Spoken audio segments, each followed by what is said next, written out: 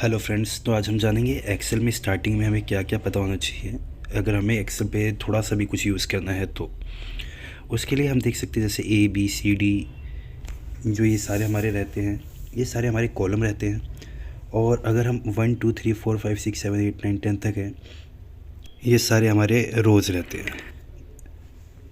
जैसे कि आप देख सकते हैं इसमें ये जितनी भी गिनती रहेंगी न्यूमेरिकल नंबर में, ये सारी हमारी रोज़ के नाम से एक्सेल में जाने जाते हैं।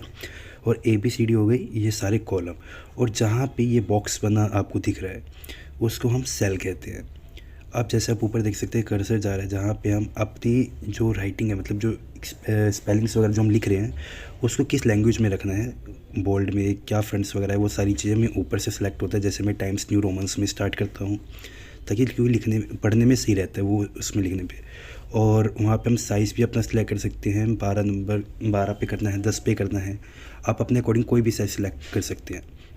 ये ए बड़ा और छोटा ही आपको दिख रहा होगा, ये क्या होता है, रोज़ की हाइट इंक्रीज़ और डिक्रीज़ करने के लिए होता है। इससे आपको पता लग जाएगा कि आपकी हाइट कैसे रखनी है, रो की हाइट बढ़ानी है कम करनी है, उससे आप डायरेक्टली कर सकते हैं। और ये बी का मतलब हो गया बोल्ड, जो आपने इसके अंदर वर्ड लिखे हैं, जैसे आप देख सकते हैं मैंने रवि कुमार लिखा है, उसको बोल्ड करना है तो मैं कर सकता हूँ। यहाँ पे कंट्रोल बी से भी बोल्ड होता है और वहाँ से भी दबाएंगे तब भी होगा। आई हमने करा था, आई से इटैलिक होता है, यू से अंडरलाइन हो जाएगा, नीचे अंडरलाइन आ जाता है।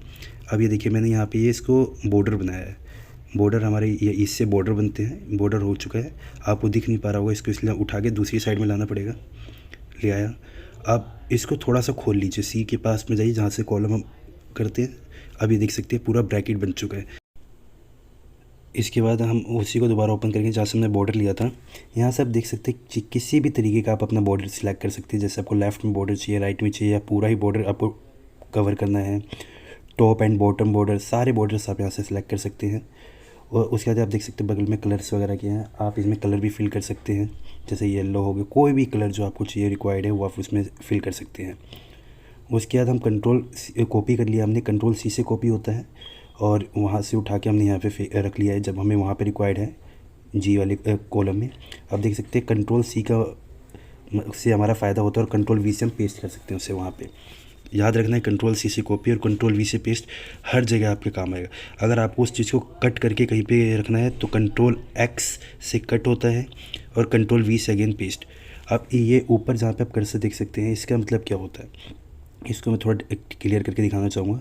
इसको थोड़ा बड़ा कर रहा हूँ, आप देख सकते हैं सारा आपके लेफ़्ट साइड में है। अब ये सेंटर में आ गया, बीच वाले से हमें सेंटर में आ जाता है, दैन हम इसके साइड वाले से करेंगे तो ये राइट में आ गया। ये हमारे एक्सेल के कुछ फ़ायदे होते हैं जो हमें सेकंड में सारा काम हमारा हो जाता है जिससे। और इसको अलाइन टेक्स्ट राइट भी कहते हैं, अलाइन सेंटर भी कहते हैं, अलाइन राइट लेफ़्ट भी कहते हैं, इस तरीके से इसका नाम है।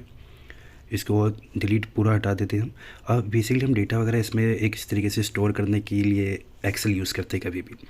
तो जैसे कि मैं अब देखना चाहूँगा, यहाँ पे हम कोई भी एक नॉर्मल सा डेटा बनाना चाहेंगे तो बनाते हैं। जैसे यहाँ पे नाम, यहाँ पे डाल देते एज, AGE,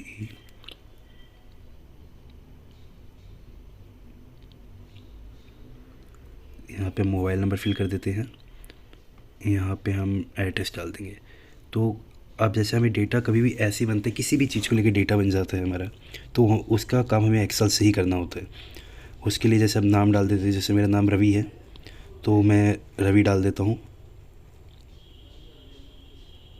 यहाँ पे सेकंड किसी का भी नाम लिख दूँ, यहाँ पे एज हो गई, कोई भी एज कितना भी, जैसे मैं नॉर्मल डेटा कोई बना रहा हूँ आपको बताने के लिए तो कुछ भी डाल रहा हूँ यहाँ पे। बेसिकली जो आपको आपके ऑफिस की तरफ से मिलता है उसके अकॉर्डिंग आपको ये डेटा बनाना पड़ता है, क्योंकि बेसिक नॉलेज रहेगी आपके पास तो इतना भी आप वहाँ पे बिना बताए काम कर रहे हैं तो थोड़ा सा इंप्रेशन सही रहता है ऑफिस के अंदर। यहाँ पे एड्रेस आप डाल रहे हैं, कभी भी डेटा आपको मिलता है कुछ कॉलम्स और रो के अकॉर्डिंग मिलता है, तो जितने कॉलम हो उसके अकॉर्डिंग सिलेक्ट करिए, देन रो के अकॉर्डिंग सिलेक्ट करिए। आप देखिए मैं यहाँ से इसको सेंटर करूँगा, लाइन फॉर सेंटर से जाके सेंटर कर लिया। अब देखिए देखने में ठीक लग रहा है। इसको थोड़ा सा कम प्लस माइनस जो करना होता है, ऊपर वाली जो हेडिंग होती है उसको हमेशा या बोल्ड में रखिए और उसमें जाके कलर फिल कर दीजिए ताकि अलग पहचान में रहे कि ये हमारी एक हेडिंग है, इसके अकॉर्डिंग बाकी सारी चीज़ें हैं। अब जैसे देखिए यहाँ पे ये सारी फिल हो गई है। अब क्लियर है कि ऊपर हम नाम पढ़ लेंगे कि नाम, एज, मोबाइल नंबर और एड्रेस इस कॉलम में है ये सारी रोज़ के साथ में, तो हम एक बार में इसको देख सकते हैं, पढ़ सकते हैं। इतना भी आपके हमारे माइंड में नॉलेज रहेगा तो बेस्ट रहता है। अब इसके लिए हम सेव के अकॉर्डिंग जाएंगे तो कंट्रोल एस से भी हम सेव कर सकते हैं, या फिर ऊपर जाके लेफ़्ट साइड में कर्सर करके वहाँ पे प्रेस करके सेव का जो ऑप्शन है उस पर जाके देन डेस्कटॉप पे हम सेलेक्ट करना है तो डेस्कटॉप पे जाते हैं, या DE किसी भी फाइल में जाना है तो वहाँ जाएंगे। हमें डेस्कटॉप पे करना है तो हम डेस्कटॉप पे सिलेक्ट करके डेटा के नाम से सेव कर लिया। कंट्रोल एस करते ही सेव है, और लेफ़्ट में जाने के बाद सेव का ऑप्शन आएगा, वहाँ से भी सेव कर सकते हैं। बस इतना ही हमारा स्टार्ट आज के लिए रहेगा। Thank you.